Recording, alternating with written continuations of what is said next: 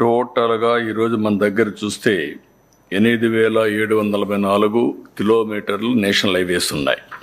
దీంట్లో ఇప్పుడు కొత్తగా వేసే రోడ్లు మీరు చూస్తే దగ్గర 3,300 కిలోమీటర్లు రాబోయే 2.5 సంవత్సరాల్లో పూర్తి చేయడానికి ఒక టార్గెట్ పెట్టుకున్నాం.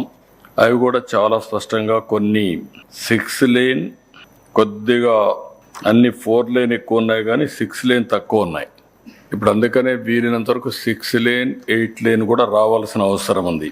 ఢిల్లీ ముంబై ఎక్స్ప్రెస్ వే 2 అంటే ఢిల్లీ టు వదోదర టు ముంబై అది ఒకటే 8 లేన్ రోడ్ ఉంది. ఇక్కడవన్నీ 6 లేన్ ఉన్నాయి. ఈ 6 లేన్లు మన దగ్గర తక్కువ ఉన్నాయి.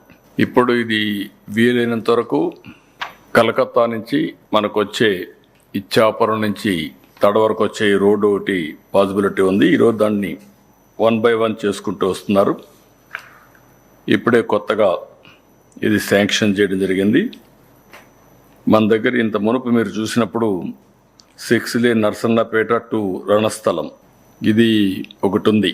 ఇప్పుడు రణస్థలం టు శ్రీకాకుళం దగ్గర ఆ స్మాల్ బిట్ కనెక్ట్ చేయడానికి మళ్ళా శాంక్షన్ చేశారు. దానికి మనస్ఫూర్తిగా ధన్యవాదాలు తెలియజేస్తున్నా. ఇంకా మన దగ్గర మనం చూసినప్పుడు ఈ రోడ్లన్నీ కూడా దగ్గర 2 years లోపల కొన్ని పెండింగ్ ఉంటే అవన్నీ కూడా చేశాం. కొన్ని రోడ్స్ అయితే వేరియస్ కారణాల వల్ల ల్యాండ్ ఎక్విజిషన్ కానీ లేకపోతే ఫారెస్ట్ క్లియరెన్స్ కానీ ఎన్విరాన్మెంట్ క్లియరెన్స్ కానీ ఇవన్నీ ఇవ్వకుండా చాలా సమస్యలు వచ్చే పరిస్థితి వచ్చింది. ఈ ప్రాజెక్టులు చూసినట్టు ఆన్గోయింగ్ 47 ఆన్గోయింగ్ ఉంటే డిలేడ్ వేరియస్ రీజన్స్ వల్ల నిలిచిపోయిన ప్రాజెక్ట్స్ 15 ఉన్నాయి. అవార్డ్ చేశారు, నాట్ అపాయింట్ గ్రౌండ్ చేయలేదు, ఇలాంటి ఒక 3 ఉన్నాయి. బిడ్డింగ్ స్టేజ్లో ఒక 6 ఉన్నాయి. ఓన్లీ 2నే కంప్లీట్ చేసే పరిస్థితికి వచ్చారు. దీనికి చాలా స్పష్టంగా మనం చూసిన ల్యాండ్ ఎక్విజిషన్ అయితే ల్యాండ్ ఇష్యూస్ దగ్గర 70 దాకా ఉన్నాయి. Forest and wild life clearance 23 దాకా ఉన్నాయి. ఇంకా టోల్ ప్లాజాలో ఇష్యూస్ ఒక 2 ఉన్నాయి. మొత్తం 95 ప్రాజెక్ట్స్ ఈ ప్రాబ్లమ్స్ ఉన్నాయి. ఇవన్నిటికీ విత్-ఇన్ 3 months లోపల ల్యాండ్ ఎక్విజిషన్ కంప్లీట్ చేయడం. అదే మరి గవర్నమెంట్ ఆఫ్ ఇండియా నుంచి ఎన్విరాన్మెంటల్ రీజనల్ ఆఫీస్ కానీ గవర్నమెంట్ ఆఫ్ ఇండియా కానీ అవన్నీ కూడా క్లియర్ చేయడానికి చాలా స్పష్టమైన డేట్ కూడా పెట్టాం.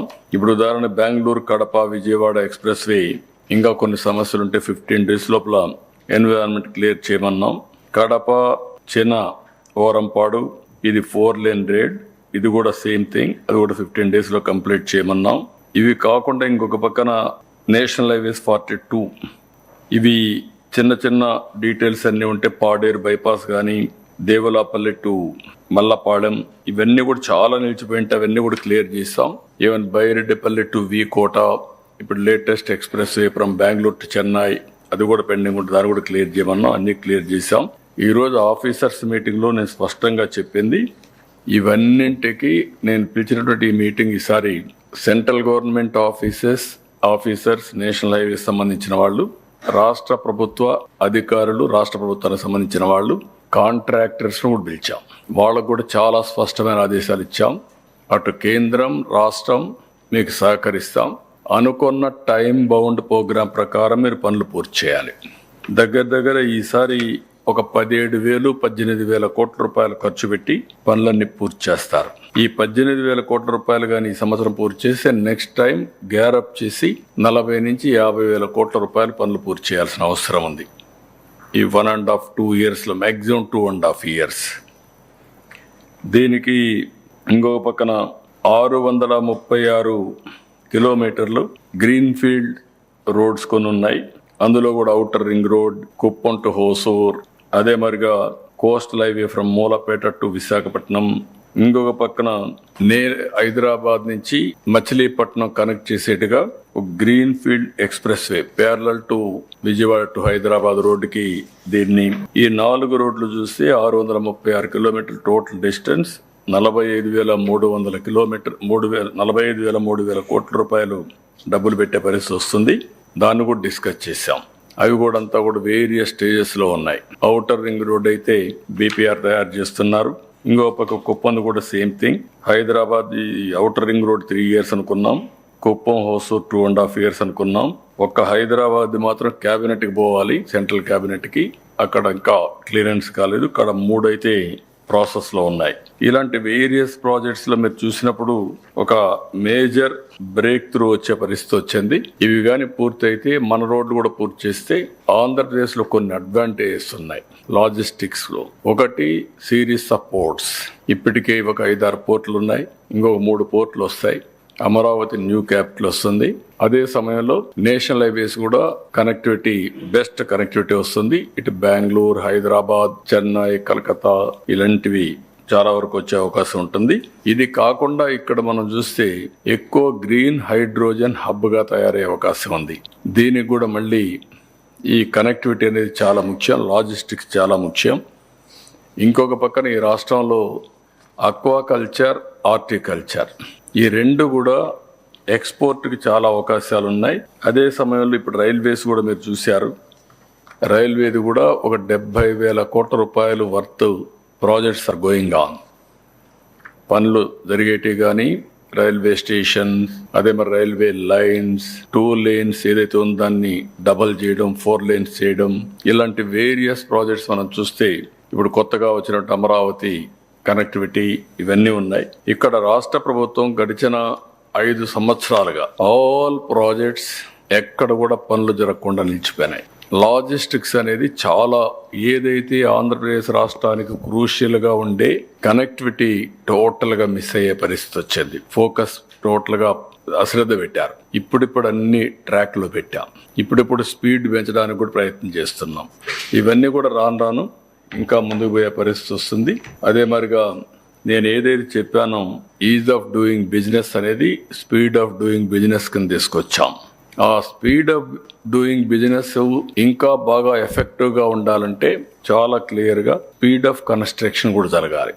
ఒక పక్క పోర్ట్లు కానీ, ఎయిర్పోర్ట్లు కానీ, రోడ్స్ కానీ, ఏదైతే లాజిస్టిక్స్ని ఇప్పుడే పరిటాల దగ్గర మల్టీ మోడల్ లాజిస్టిక్స్ పార్కు, అదే మరి national highways, they are constructing some more multi modal logistics పార్క్స్ని. ఇవన్నీ కూడా ఏంటంటే యాజ్ ఆన్ టుడే మనం ప్రధానమంత్రి నరేంద్ర మోడీ గారు గతిశక్తి, పోర్ట్ కనెక్టివిటీ పెద్ద ఎత్తున చేస్తున్నారు. స్టిల్ ఇంకా చాలా చేయాల్సిన అవసరం ఉంది. కంపేర్ టు ఇంటర్నేషనల్ స్టాండర్డ్స్ మన దగ్గర ఇంకా 14% ఉంది. ఇంటర్నేషనల్ స్టాండర్డ్స్లో 8% ఆ ప్రాంతంలో ఉంటే మన దగ్గర 14% లాజిస్టిక్స్ కాస్ట్ వచ్చే పరిస్థితి వచ్చింది. దీన్ని బాగా గణనీయంగా తగ్గించాల్సిన అవసరం ఉంది. అవన్నీ కూడా తగ్గించడానికి వర్కౌట్ చేస్తున్నాం. అదే మరి ఈరోజు మీరు చూసినప్పుడు శాండ్ వల్ల చాలా రిలీఫ్ వచ్చింది. చాలా ఎక్సర్సైజ్ చేశాం.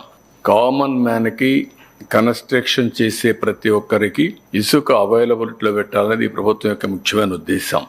Free sand with true spirit. చాలా ప్రయత్నాలు చేసినప్పుడు చిన్న చిన్న హిండ్రెన్సెస్ కూడా ఉండడానికి వీలు లేదు. గడిచిన ప్రభుత్వంలో శాండ్ని ఇష్టానుసారంగా మొనోపొలీ చేసి అమ్ముకొని, తద్వారా మీరు చూస్తే అన్ని బినామీ కంపెనీలు ఫ్లోట్ చేయడం. నేను నా యొక్క ప్రజెంటేషన్లో కూడా వైట్ పేపర్స్లో మీకు చెప్పాను. సిరీస్ ఆఫ్ వైట్ పేపర్స్ ఇచ్చినప్పుడు ఆ వైట్ పేపర్స్లో మీరు చూస్తే నేచురల్ రిసోర్సెస్ని ఏ విధంగా లూటీ చేశారనేది. అందులో ప్రధానంగా శాండ్. కడాన ఈ శాండ్ స్కార్సిటీ వల్ల కన్స్ట్రక్షన్ పూర్తిగా ఆగిపోయి 30 లక్షల మంది భవన నిర్మాణ కార్మికులు దెబ్బతినే పరిస్థితికి వచ్చారు. మొన్నటి వరకు వర్షాలున్నాయి, అది కూడా నెగ్లెక్ట్ చేశారు. ఇప్పుడు లిబరలైజ్ అయ్యింది. ఎక్కడ చూసినా వాళ్ళ ఊర్లో ఉండే ఇసుక వాళ్ళ దేశమే పరిస్థితికి వచ్చింది. ఎన్విరాన్మెంటల్ కమిటీస్ అన్ని కూడా క్లియర్ చేశాం. గవర్నమెంట్ ఆఫ్ ఇండియా కూడా క్లియర్ చేశారు. వాళ్ళు కూర్చొని అన్ని రీచెస్ ఓపెన్ చేస్తారు. కడాన ఎవరైనా కన్స్ట్రక్షన్ కంపెనీస్ ఉంటే వాళ్లే నేరుగా రివర్లోకి వెళ్ళి వాళ్లే తవ్వుకొని తీసిపోయే వెసులుబాటు కూడా ఇస్తున్నాం. అన్నింటికంటే కాస్ట్ అనేది తగ్గించాలి. దీనివల్ల కన్స్ట్రక్షన్ బూస్టప్ వస్తుంది. బిల్డింగ్స్ కావచ్చు, రోడ్స్ కావచ్చు, all construction activity. That is what we are doing. చాలా వరకు అన్ని పనులన్నీ ట్రాక్లో పెడుతున్నాం. ట్రాక్ ఎక్కిస్తున్నాం, ఇంకా కొన్ని ఎక్కాలి. ట్రాక్ ఎక్కిన తర్వాత పరిగెత్తించాలి. అప్పుడు స్పీడ్ ఆఫ్ డూయింగ్ కన్స్ట్రక్షన్ జరిగితే దెన్ ఎకనామిక్ యాక్టివిటీ పికప్ అవుతుంది. Then it will have a tremendous impact. గడిచిన 5 సంవత్సరాలు ఇలాంటి విషయాలు మాట్లాడడం మర్చిపోయారు. ఇలాంటి పనులు చేయడం మర్చిపోయారు. తప్పుడు కేసులు వేయడం, తప్పుడు పనులు చేయడం, వీటికే సరిపోయింది. ఇప్పుడు ఏదైతే మేము ఇలాంటి పనులు చేస్తామంటే భరించలేక తప్పుడు ప్రచారాలు చేస్తున్నారు. ఏం కాదు, విల్ మూవ్ ఫార్వర్డ్. మీకు రోడ్స్ అన్నీ కూడా మీకు ఎప్పటికప్పుడు డీటెయిల్స్ ఇస్తున్నాం. ఈరోజు నేనైతే మొత్తం 129 ప్రాజెక్ట్స్ మీకు ఇమ్మన్నాం క్లియర్గా. ఏ ప్రాజెక్ట్ ఏ స్థాయిలో ఉంది, అక్కడి నుంచి ఏ ప్రాజెక్ట్స్ ఏమేమి సమస్యలు ఉన్నాయి, ఆ సమస్యల్ని ఎన్ని రోజుల లోపల పరిష్కారం చేయాలి. మొత్తం ఎన్విరాన్మెంట్ అయితే మ్యాక్సిమం 30 డేస్లో ఎక్కడ క్లియరెన్స్ లేకుండా అన్ని క్లియర్ చేస్తాం. ఇంకొక పక్క ల్యాండ్ ఎక్విజిషన్ అయితే maximum 3 months will clear everything.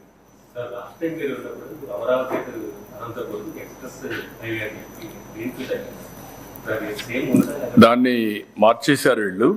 మార్చేసిన తర్వాత ఇప్పుడు నేను దాన్ని మళ్ళీ ఒక పక్కన ఏదైనా పబ్లిక్ మనీ, కడప అమరావతి నేరుగా కడప, అక్కడి నుంచి మళ్ళీ బెంగళూరు, ఇంకొక పక్కన గిద్దలూరు నుంచి అమరావతి, ఈ 2 ప్రాజెక్ట్స్ అవుతున్నాయి. ఈ 2 కూడా పూర్తి చేస్తున్నాం. ఇది అయిన తర్వాత ఫ్యూచర్లో ఏం కావాలనో వర్కౌట్ చేస్తాం. ఎందుకంటే ఇప్పుడు ఈ 2 ప్రాజెక్ట్స్ వచ్చిన తర్వాత కనెక్టివిటీలో 3వ ప్రాజెక్ట్ రావడం కరెక్ట్ కాదు. వచ్చినా అది వేస్ట్ అవుతుంది. ఒరిజినల్గా అనుకోవడం ఏంటంటే స్ట్రైట్ రోడ్ ఇస్తే అక్కడి నుంచి ప్యారలల్గా కడప, కర్నూలు, నేరుగా బెంగళూరు పోతుంది అనుకున్నాం. ఇప్పుడు అది మార్చి అడ్వాన్స్ స్టేజ్లో ఉంది కాబట్టి వీ డోంట్ వాంట్ డెస్ట్రాయ్. నేను విధ్వంసం చేయను ఎక్కడ, మీరు గుర్తుపెట్టుకోవాలి. ఒకవేళ ఒక ప్రియారిటైజేషన్లో తప్పులు చేసినా అక్కడి నుంచి విధ్వంసం చేయడం మొదలు పెడితే ఎండ్ ఉండదు దానికి. దాన్ని లాజికల్గా తీసుకుపోయి కరెక్టివ్ మెజర్స్ చేసి భవిష్యత్తులో దాన్ని కరెక్ట్ చేయడం తప్ప ఎక్కడికక్కడ అవతలాలు చేశారు కాబట్టి దీన్ని నిలిపేయాలి. లాస్ట్ టైం అదే జరిగింది. అమరావతి వండర్ఫుల్ ప్రాజెక్ట్ ఎందుకు మార్చారు? ఎంత డ్యామేజ్ అయ్యింది? పోలవరం ఆంధ్రప్రదేశ్ రాష్ట్రానికి లైఫ్ లైన్, ఆ లైఫ్ లైన్ ని చెడిపేసే పరిస్థితికి వచ్చారు. పోలవరం ఈ సంవత్సరం we are very, 95% reservoirs water full అయ్యాయి. ఇది ఒక చరిత్ర. దీన్ని వీలైతే 97-98% తీసుకుపోవాలనుకుంటున్నాం. ఇప్పుడు మనం వాడుకునే వాటర్ వాడుకొని ఎప్పుడూ రానటువంటి గండికోట, బ్రహ్మసాగర్ అన్ని రిజర్వాయర్లో నీళ్లు ఫుల్గా వచ్చే పరిస్థితి వచ్చాయి. పులిచింతల అన్ని ప్రాజెక్టులు. ఇంకా చిన్న దీంతో మాకు కొన్ని ప్రాజెక్టుల్లో ప్రాబ్లం ఉంది. సర్వరాయ్ సాగర్ ఇలాంటి లీకులు ఉన్నాయి. అవన్నీ కూడా కరెక్ట్ చేస్తున్నాం. ఇవన్నీ కరెక్ట్ చేసి రాబోయే రోజుల్లో ప్రాధాన్యత క్రమంలో నదుల అనుసంధానం ఏదైతే అనుకున్నామో, గోదావరి నుంచి వంశధార, గోదావరి నుంచి కృష్ణా నుంచి పెన్నా, ఇవి కూడా లింక్ ఎస్టాబ్లిష్ చేస్తున్నాం. ఇది ఎస్టాబ్లిష్ చేస్తే డ్రౌట్ ప్రూఫ్ స్టేట్గా తయారవుతుంది. వాటర్ పాలసీ కూడా తీసుకొస్తాం. ఎప్పుడు ఆంధ్రప్రదేశ్ అంటే కరువు లేకుంటే తుఫాను, రాయలసీమ అంటే నీళ్లు లేవు, రాళ్లసీమ, అలాంటివన్నీ మార్పులు తీసుకొస్తున్నాం. ఈరోజు Rayalaseema one of the best economic zone గా తయారయ్యే పరిస్థితి వచ్చింది కంట్రీలో. So this are all various aspects. మీరు చూస్తే ఈ 4 నెలల్లోనే ఒక థింకింగ్ ప్రాసెస్ లోనే మార్పు తీసుకొచ్చాం. లేటెస్ట్ నేను చూస్తే మనం డ్రోన్స్ పెడితే world wide people are discussing about it. అదే సమయంలో వాట్సాప్ గవర్నెన్స్, లోకేష్ కంపెనీతో మాట్లాడి ఏ విధంగా పౌర సేవల్ని, సివిక్ సర్వీస్ అన్ని ఈజీగా ప్రజలకు అందుబాటులో పెట్టగలుగుతాం, పెట్టే పరిస్థితికి వచ్చాం. ఇలాంటి వినూత్నమైన ఆలోచనలతో ముందుకు పోయే పరిస్థితి వచ్చింది. కనీసం ఆంధ్రప్రదేశ్ గురించి అందరూ మాట్లాడుతున్నారు. ఫస్ట్ టైం ఈ మధ్యకాలంలో ఆంధ్రప్రదేశ్ అంటే ఒక విధంగా చెప్పాలంటే విధ్వంసానికి చిరునామాగా తయారైంది. ఇప్పుడు అభివృద్ధికి చిరునామాగా తయారైంది. Very very happy.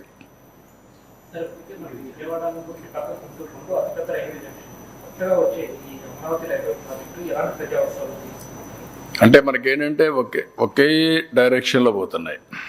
విజయవాడ నుంచి నేరుగా ప్రకాశం, నెల్లూరు, అటు చెన్నై, ఇటు వచ్చినప్పుడు నేరుగా హైదరాబాద్, లేకపోతే ఇటు పోయే కొందికి విశాఖపట్నం.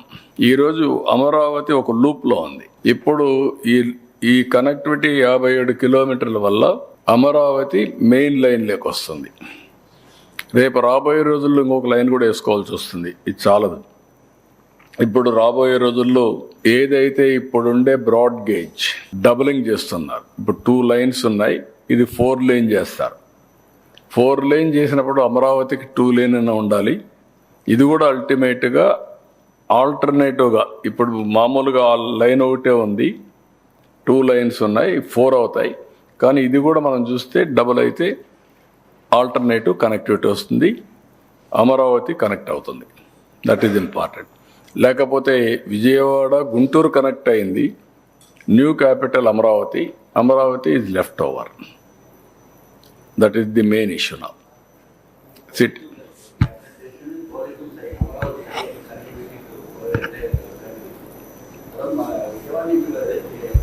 విజయవాడ కూడా మనకి స్టేట్ ఫార్మేషన్ రేస్ అయిపోయినా మనకి బాంబే బెంగళూరు డైరెక్ట్ ఇక్కడ ఆర్జినేటింగ్ ట్రైన్స్ మాకు లేవు sir. Only passing trains through trains తప్పితే ఐదర్ ఫ్రమ్ భువనేశ్వర్ కలకటా యశ్వంతపూర్ తప్పితే విజయవాడ నుంచి originating because of space constraint we have to develop Rayanapadu లేకపోతే కూడా సెటిలైట్ స్టేషన్ చేస్తే అక్కడ పెట్టేసుకుని విజయవాడ నుంచి thousands of people are going overnight వద్దని టు బెంగళూరు.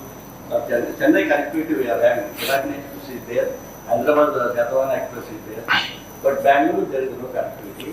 మీకు రేపు రాబోయే రోజుల్లో ఏదైతే మనకు 2 lane 4 lane అయితే అప్పుడు మీకు all trains, local trains, short distance or overnight journey, అదే మాదిరిగా మిగిలిన ట్రైన్స్ కూడా వచ్చేందుకు అవకాశం వస్తుంది. ఫస్ట్ ఇది దీనివల్ల చాలా రిలీఫ్ వస్తుంది, మనకు కూడా అభివృద్ధి అవుతుంది. 4 lane వస్తే డబలింగ్ అయితే ఇప్పుడు Visakhapatnam to Amaravati, Amaravati to Chennai, Amaravati to Hyderabad, Amaravati to Bengaluru, ఇవి చాలా అవసరం ఉంది. All these things will start. ఇవన్నీ 3 hours కూడా సరిపోతుంది. వందే మాత్రం కొన్ని 6 hours వెళ్ళిపోవచ్చు. ఇంకా దానికంటే next phase is bullet train. Bullet train వస్తే 4 cities, 4 crore population, Hyderabad, Bangalore, Chennai, Amravati. This 4 crore population, big economic activity. ఎటు పోవాలన్నా బుల్లెట్ ట్రైన్ అయితే మ్యాక్సిమం 1.5 hour, మ్యాక్సిమం 2 hours, లేకపోతే 1 hour, 1.5 hour, 1.5-2 hours maximum. So that with in the city తిరిగితే ఉంటుంది. అప్పుడు ఏ సిటీకి రావాలన్నా ఏ సిటీకి పోవాలన్నా ఈజీ అయిపోతుంది. Flight 2 more or less double the time maximum. ట్రైన్లో 50 minutes. మీరు చూస్తే ఈ 4 cities central place Amaravati. 30 minutes 40 minutes Bengaluru, 30 minutes Chennai, 30 minutes Hyderabad. ఆ సిటీస్ మీరు చూస్తే 1 hour or 45 minutes.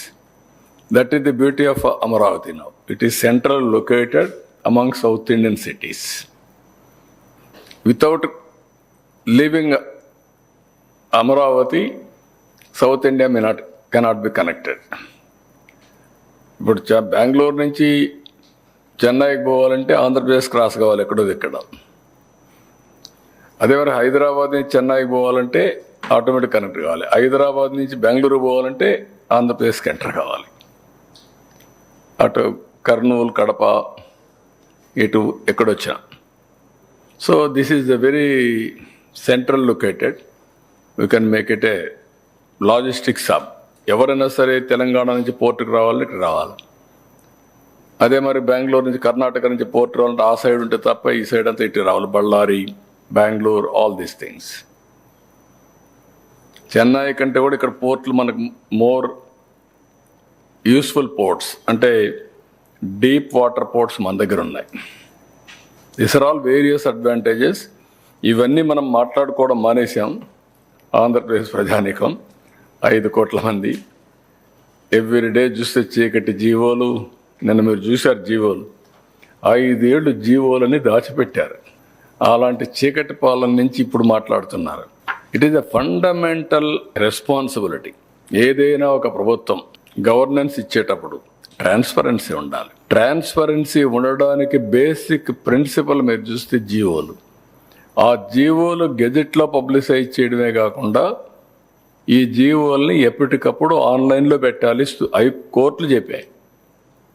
Fundamental principal ఒక ట్రాన్స్పరెన్సీకి జీవోలు అనేది అందరికి అందుబాటులో పెట్టడం. ఇదేం సొంత పనులు కాదు, మన జాగీర్లు కాదు ఇవి.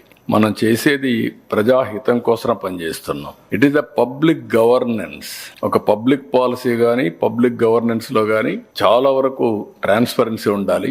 ఇష్టానుసారంగా ఎవరికి చెప్పకుండా నా ఇష్ట ప్రకారం చేస్తాను చేశారు. ఇప్పుడు 5 ఏళ్ళు మొత్తం ఆన్లైన్లో పెడుతున్నాం. 5 ఏళ్ళు పెట్టడమే కాకుండా ఈ 5 ఏళ్ళలో జరిగిన చీకటి జీవోలు ఏమున్నాయో ఇన్వెస్టిగేషన్ చేయమన్నాం. ఈ ముసుగులో ఏమేమి పనులు చేశారో అవి కూడా చేయమన్నాం. ఇలాంటి చాలా 1-2 కాదు, చాలా అరాచకాలు జరిగాయి. ఆ అరాచకాలన్నీ కూడా ఒక్కొక్కటి వెలుగులోకి వస్తున్న అన్ని కరెక్ట్ చేస్తున్నాం. Will take to the logical conclusion. Sir, మీరు వినూత్న కార్యక్రమాలతో ముందుకు వెళ్తామని చెప్తున్నారు, కానీ డైవర్షన్ పాలిటిక్స్ జరుగుతున్నాయి. అందులో భాగంగానే నిన్న గుంటూరు బద్వేలు వెళ్ళొచ్చారు మాజీ ముఖ్యమంత్రి జగన్. ఇవాళ విజయనగరం కూడా వెళ్ళి హెచ్ఆర్ఎం మీద కామెంట్స్ చేసినటువంటి సిచ్యువేషన్ ఉంది సార్. అవును, ఎవరు డైవర్షన్ పాలిటిక్స్ ఎవరు పెడుతున్నారు? మీరే సార్. కూటమి ప్రభుత్వం అధికారంలోకి వచ్చిన తర్వాత 4 నెలల కాలంలో డైవర్షన్ పాలిటిక్సే జరుగుతున్నాయి. అందులో భాగంగానే మహిళలపై దాడులు. డైవర్షన్ పాలిటిక్స్ ఏది డైవర్షన్ పాలిటిక్స్? నీకేం ఆలోచన చెప్పను, నువ్వు చెప్పు. ఆయన చెప్పింది. అరే ఆయన చెప్తే నువ్వెందుకు చెప్తున్నావు? ఇప్పుడు మీరు చెప్తున్నారు కదా సార్, వినూత్న కార్యక్రమాలు అని చెప్తున్నారు. ఏమా అందుకే అడుగుతున్నా. ఆయనకైతే విజ్ఞత లేదు, నీకుంది కదా. ఎవరేం చేస్తాను నీకు తెలుసు కదా, మరి ఎందుకు అడుగుతున్నావు నువ్వు? అదే నేను చెప్పింది, మీలో కూడా ఏదో కావాలని క్వశ్చన్ చేయడం కదా, which is right which is wrong అని మీకు తెలియదా? వాళ్ళ తల్లికి చెల్లెలకి ఇంట్లో గొడవ అయితే కూడా మమ్మల్ని గురించి మాట్లాడుతున్నాడు. ఇంకేం చెప్తాం? తల్లిని విషయాన్ని కూడా బజార్లో లాగి మమ్మల్ని గురించి మాట్లాడడం ఏంటండి? మనకేం సంబంధం ఉంది? మీకు సంబంధం ఉందా? కనీసం తండ్రి సంపాదించిన ఆస్తి ఎవరికి వస్తుంది? ఫస్ట్ రైట్ ఎవరికి వస్తుంది? భార్యకి రాదా?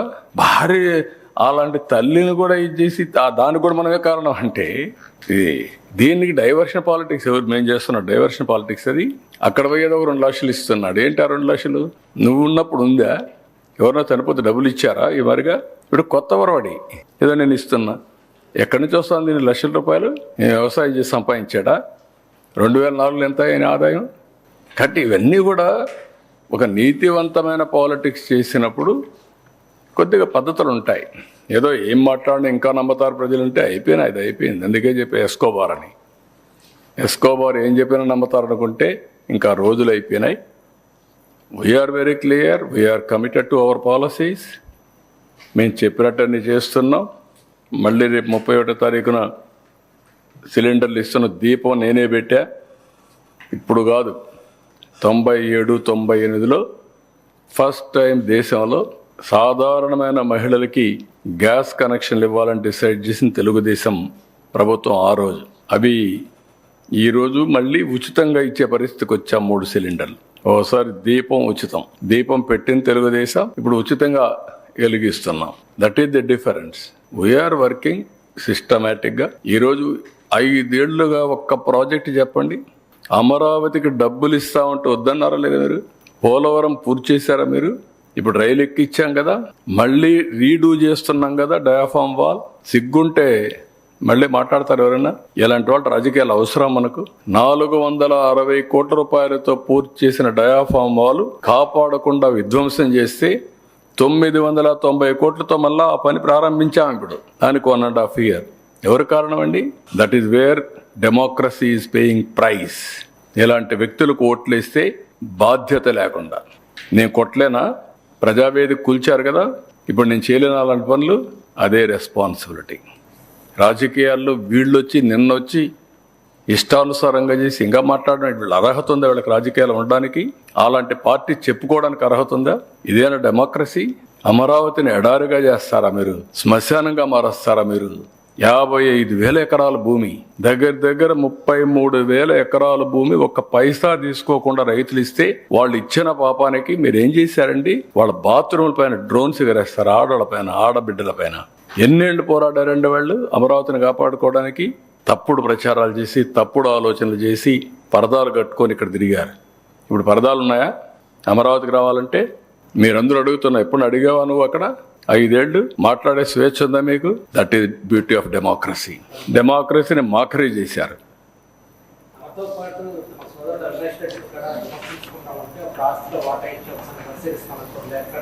అదే నేను చెప్పి ఆశ్చర్యంగా ఉంది. ఇవన్నీ చూసినప్పుడు కండిషన్ పెట్టి చెల్లెలకి ఆస్తి, తల్లికి ఆస్తి ఇవ్వడానికి కండిషన్ పెట్టేవాడిని ప్రజలకు సేవ చేయడానికి ఎలాంటి కండిషన్లు పెడతారండి మీరు? కండిషనల్ పెడతారా మీరు? అంటే నువ్వు మాట్లాడకూడదు, మాట్లాడకపోతే ఇస్తాను, నువ్వు మాట్లాడావు కాబట్టి రిటర్న్ తీసుకుంటున్నానని చెప్పి ఎన్సీఎల్టీలో కేసు వేసేవాళ్ళు వీళ్ళు కావాలంటే మనకు. అంటే ఏం కంట్రోల్ చేస్తారు? ఎవరిని కంట్రోల్ చేస్తారు ఇలాంటి వ్యక్తి? అంటే నేను ఎప్పుడు కూడా నా లైఫ్లో ఇలాంటి వ్యక్తులతో రాజకీయం చేస్తాను అని ఊహించలేదు. గుర్తుపెట్టుకోండి మీరందరూ. డెఫినెట్గా నేను పాలిటిక్స్ చేశాను, ఫైట్ చేశాను, సమఉజ్జీలతో ఫైట్ చేశాం. రాజకీయ నాయకులతో ఫైట్ చేశాం, రాజకీయ పోరాటాలు సిద్ధాంతపరంగా చేశాం, అభివృద్ధి పరంగా చేశాం, నిలదీశాం. ఓసారి వాళ్ళు చెప్పినప్పుడు దాన్ని ఏ విధంగా మనం సమర్థించాలి కానీ, లేకుంటే అధికారంలో ఉన్నప్పుడు సమర్థించడం కానీ, దాంట్లో జస్టిఫికేషన్ చేయడం కానీ, అపోజిషన్లో ఉన్న ప్రజల తరపున ఎప్పటికప్పుడు రాజీ లేని పోరాటాలు చేశాం. దాంట్లో తప్పులేదు. ఇదేంటండి చిల్లర రాజకీయాలు? చిల్లర కూడా కాదు ఇది. ఏం రాజకీయాలు నాకైతే అర్థమే కావడం లేదు. ఇలాంటి వాళ్ళకి సమాధానాలు చెప్పడం కానీ, ఇలాంటి వాళ్ళతో మాట్లాడడం కానీ, ఇలాంటి వాళ్ళు రాజకీయాల్లో ఉన్నారని మనం గుర్తించడం కానీ,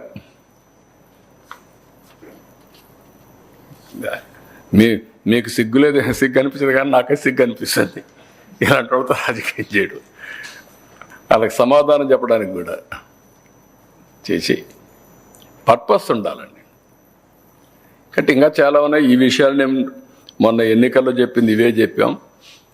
ప్రజలకు నిరంతరం గుర్తు చేయాల్సిన బాధ్యత కూడా మా పైన ఉంది, మీ పైన, అందరిపైన ఉంది.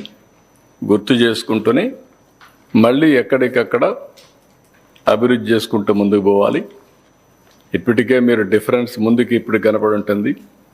కనీసం 5 ఏళ్ళు గుంతలు పెట్టేసి రోడ్లని చేస్తే ఇప్పుడు అవన్నీ గుంతలు పూడుస్తున్నాం. 1 కోటి లక్షల టన్నులు, మెట్రిక్ టన్నులు గార్బేజ్ క్రియేట్ చేస్తే ఆ గార్బేజ్ని లిఫ్ట్ చేయడం మా నారాయణ 1 year పడుతుంది. అంటే తొందరలో చేయవా, 2 ఏళ్ళు పడుతుంది. 2 ఏళ్ళు కాదా, తొందరలో చేయమంటున్నా. 2 ఏళ్ళు ఏంటి, వాళ్ళకి సిగ్గులేదు. మనమైనా సరే దాన్ని ముందు చేయాలి. కనీసం 6 నెలలు 8 నెలలు చేయమంటున్నా. 1 year అంటున్నాడు ఇప్పుడు కూడా. నేను 1 year నాకు యాక్సెప్టబుల్ కాదు.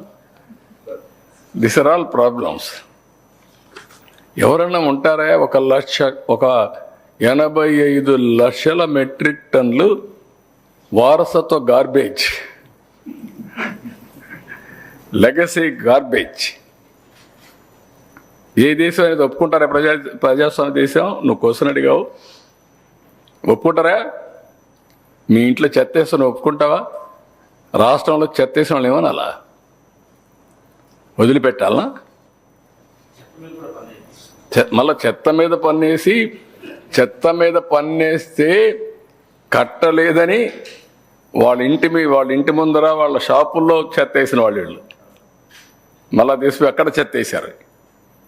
ఎంత హెరాస్మెంట్స్ అంటే అవన్నీ తలుచుకుంటే ఒక ఇది రాదు మనుషులకి.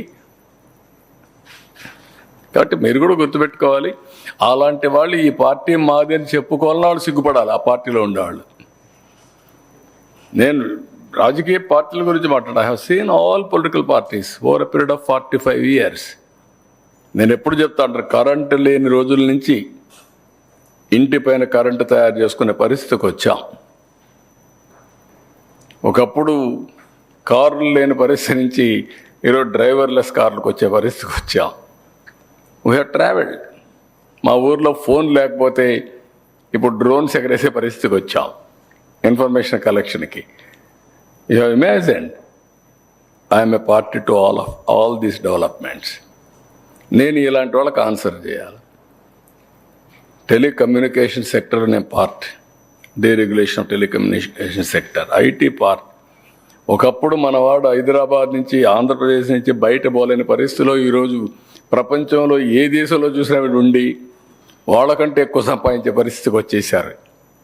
నిన్న చూసే నేను డ్రోన్ సబ్మిట్ పెడితే ఎవరున్నారు అంటే 80% ఓన్లీ తెలుగు వాళ్ళు ఉన్నారు. Innovation 11th class girl drone application use cases తయారు చేసుకొని వచ్చింది. That is the knowledge, that is the motivation, inspiration, insights. మీరు ఇంకా ఈ వంకర రాజకీయాలు, చెత్త రాజకీయాలు, చిల్లర రాజకీయాలు వీటిలోకి వెళ్ళిపోతున్నారు మీరు. కాబట్టి ఎక్కడో ఇక్కడ నేను చెప్పకపోతే మీరు కూడా ఏంటంటే ఇదే ఉంటుంది మీ మైండ్లో కూడా. చిల్లర రాజకీయాలు తిండి పెట్టవు, చెత్త రాజకీయాలు ప్రజల్ని కాపాడవు, విలువలు లేని మనుషులు సమాజానికి చేటు. ఆ విషయం కూడా గుర్తుపెట్టుకోండి. విలువలు ఉండాలి, కనీసం మినిమం వాల్యూస్ అన్న ఉండాలి. ఏ విలువ లేదు, నేను ఏమైనా చేస్తాను, రోడ్డు మీదకి వస్తాను, నా ఇష్ట ప్రకారం మాట్లాడతాను, అందరి మీద బురద వేస్తా, మీరు తుడుచుకోండి, ఇది మంచి పద్ధతి కాదు. నేను ఎప్పుడూ మాట్లాడలేదు. ఏదో ఇటీవల కాలంలో మీరు అడిగారు కాబట్టి మీకు చెప్పాల్సి వచ్చింది, కానీ అదర్వైజ్ అలాంటి వాళ్ళని మనం మర్చిపోవడం మంచిది. సమాజహితం కాదు ఇది. ప్రపంచానికే భారతదేశం 2047లో అగ్రదేశంగా ఉంటుందని మనం మాట్లాడుకుంటే ఊర్లో నుంచి బయట రాని గుంతలు దిగేవాళ్ళు కావాలా మీకు? I'm asking straight question. 5 ఏళ్లుగా ఒక్క అభివృద్ధి, ఒక ఎంప్లాయ్మెంట్ చెప్పండి మీరు. సెక్రటరియట్లో ఎప్పుడన్నా ముఖ్యమంత్రి కూర్చున్నాడా? మంత్రులు ఉన్నారా సెక్రటరియట్లో? రాత్రి 11 అయింది నాకు ఇక్కడ. వై? చేసిన చెత్త పనులని కరెక్ట్ చేయడానికి. అదే నేను చెప్పేది. మీ ఇంట్లో గొడవ, చెప్పాడు కదా ఆ రోజు వివేకానంద రెడ్డి కూడా మేమే చంపేసామని. ఇవే కదా చేసే పనులు వీళ్ళు. అంటే ఏది చెప్పినా నమ్మతారు. ఏం చేసైనా సరే చెత్త టీవీ, చెత్త పేపర్ ఉంది కాబట్టి రాసేస్తాం, రాసేస్తే ప్రజలు నమ్మించేస్తాం. నమ్మించలేరు మీరు. నేను ఒకటే అప్పీల్ చేస్తున్న ప్రజలందరికీ, క్లోజ్గా చైతన్యవంతులతో మీరు ఆలోచించండి, క్లోజ్గా ఫాలో అవ్వండి. ఇక్కడ ఉండే పాలిటిక్స్ కానీ, ఇక్కడ జరిగే పనులు కానీ, మీ జీవితాలకు ఏది వెలుగు వస్తుందనేది ముఖ్యం. రాజకీయ నాయకులు కొంతమంది ప్రజల్ని మోసం చేయడం, మభ్యపెట్టడం, దోచుకోవడం, ఏ పని చేస్తున్నారు? అడుగుతున్నా. 10 లక్షలు ఇచ్చానన్నాడు. ఎప్పుడన్నా ఇచ్చారండి గవర్నమెంట్లో ఉన్నప్పుడు? ఆల్ ఆఫ్ ఏ సడన్ ఎందుకు అంత ప్రేమ వచ్చేసింది? ఒక్కొక్కరికి 10 లక్షలు ఇచ్చే శక్తి వచ్చేసింది. లేదో ఒక కేసు అయితే పర్వాలేదు, అన్నిటికీ ఇస్తానన్నాడు. ఎక్కడిది డబ్బులు? ఇమ్మంటున్నా నేను. ఇంకా రాబోయే రోజుల్లో కనీసం కొంత ఖర్చు అవుతుంది. ప్రజల డబ్బులు, అవినీతి డబ్బులు. సో ఇంకా చాలా ఉన్నాయి, మాట్లాడుకుందాం. నా బాధ్యత కూడా ఒకటి ఉంది, ప్రజలకు విడమరి చెప్పాలి. ఏదో ఎన్నికల ముందు మేము చెప్పాం, ఎన్నికలు అయిన తర్వాత మా పని మేము చేసుకుంటున్నాం అంటే కూడా కరెక్ట్ కాదు. అనునిత్యం ప్రజలకు కూడా రిమైండ్ చేయాలి, వాస్తవాలు గుర్తు చేయాలి. తద్వారా ప్రజా చైతన్యం చాలా ముఖ్యం. ఒక ప్రజా చైతన్యంతో నేను 5 ఏళ్లుగా మీరున్నారు, నేను బయట పోగలిగాను. Answer this. ఫ్రీగా తిరుగుతున్నావు కదా, నేను నిలవరించా మేము. నాకు చేత కదా, నేను రాజకీయాలు తెలియవా నాకు? 1 నిమిషమే కదా, మరి ఎందుకు చేయలేదు? ఇంట్లో నుంచి బయట రానిచ్చారు నన్ను 5 ఏళ్ళు. ఎన్ని ఇబ్బందులు పెట్టారండి? తిరుపతికి పోతే, చిత్తూరు జిల్లాలో ఓటింగ్ తప్పు జరుగుతుందని తిరుపతికి పోతే ఎయిర్పోర్ట్ని తిరిగి పంపించారు. మాచర్లకు పోవాలి, అక్కడ చాలామంది ఊర్లు వదిలిపెట్టి వెళ్ళిపోయారని ఇంట్లో నుంచి బయలుదేరితే ఇంటికి గేట్లకి తాళ్ళు కట్టారు. ఇంటి మీదకి పంపించారు మనుషుల్ని. అడిగితే నా అపాయింట్మెంట్ కోసం వచ్చారంట కర్రలు ఎత్తుకొని. అమరావతిని చూడడానికి వస్తే ఆనాటి డీజీపీ మాట్లాడతాడు, నా మీద రాళ్ళు, చెప్పులు, కర్రలతో వచ్చి వేస్తా ఉంటే ప్రజాస్వామ్యంలో ఎవరైనా సరే చేయొచ్చు అంటాడు ఆయన డీజీపీ. మర్చిపోయామన్నీ. నేను చెప్పడం లేదే, మా అడ్మినిస్ట్రేషన్ చెప్పడం లేదే. No question. ఒక జవాబుదారితనం ఉంది. సో మీరు ఇవన్నీ కూడా మీరు మర్చిపోయేసి అప్పుడే ఏదో నార్మల్సీ వచ్చేసింది, ఏదో మీరు చెప్పేయాలి. తినాలేకపోతే ఎవడైతే ఈ తప్పుడు పని చేసిన వాళ్ళ తల్లి చెప్తా ఉంది, మా వాడు వైఎస్ఆర్ కాంగ్రెస్ ఆ పార్టీలు తిరిగి చెడిపోయాడు, నాశనం అయిపోయాడు. ఇప్పుడు మమ్మల్ని వదిలేయమంటున్నాం, అనవసరంగా ఇంటర్ఫియర్ కావద్దు అంటున్నాం, ఇంకా మా జీవితాలతో ఆడుకోవద్దు అంటున్నాం. మేమిద్దరం బంధువులం కాబట్టి మా వాడు ఆ పని చేశాడు, ఎందుకు చేశాడు తెలియదు అని వాళ్ళ తల్లి చెప్తా ఉంది. దాన్ని రాజకీయం అంటే ఇవన్నీ ఒక విలువలు లేని రాజకీయం చేసి అందులో హీరోయిన్ సంపాదించాలనుకోవడం చాలా. మీ పిల్లలు కూడా జాగ్రత్తగా పెట్టుకోండి మీరు, లేకపోతే ఈ పనులే చేస్తారు. గంజాయి తాగేసి, దొంగతనాలు చేసి, ఆ డబ్బులు తీసుకొచ్చి మీకు ఉపన్యాసాలు చెప్తారు. Be clear. Thank you.